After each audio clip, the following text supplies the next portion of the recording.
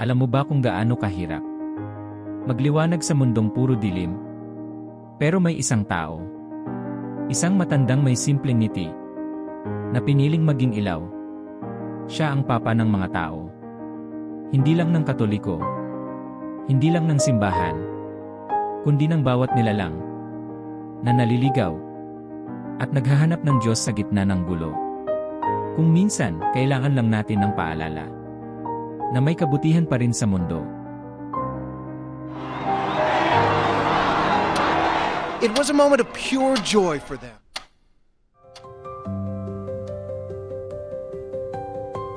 Night of excitement and a night of firsts. 1.2 billion Catholics rejoice. as the Annuncio vobis gaudium magnum.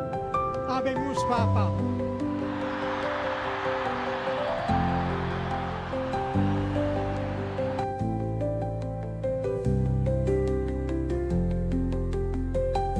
George Mario Bergoglio, mas kilala bilang Pope Francis.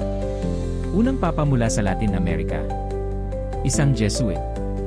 Isang lingkod bayani. Hindi siya nakaupo sa trono ng ginto.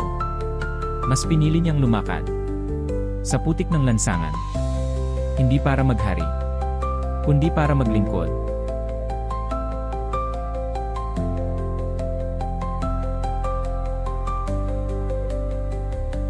I miei fratelli cardinali sono andati a prenderlo quasi alla fine del mondo, ma siamo qui.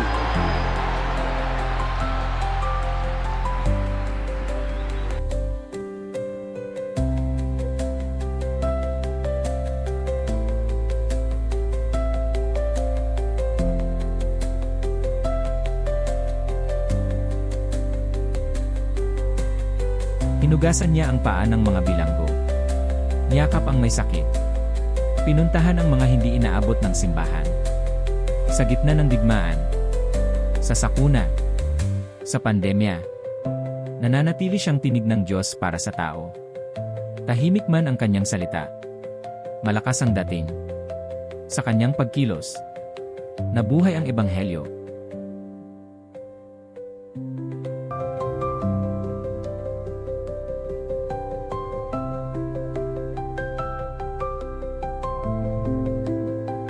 Hindi siya santo sa pedestal. Siya ay tao na piniling maging liwanag. Minsan tahimik, pero malakas ang dating. Kay Francis, nakita ko ang pag-asa. Ang simbahan na bukas. Ang pananampalatayang totoo. Custodisca, non dimenticate questo. Il Signore mai si stanca di perdonare. Siamo noi che ci stanchiamo di chiedere il perdono.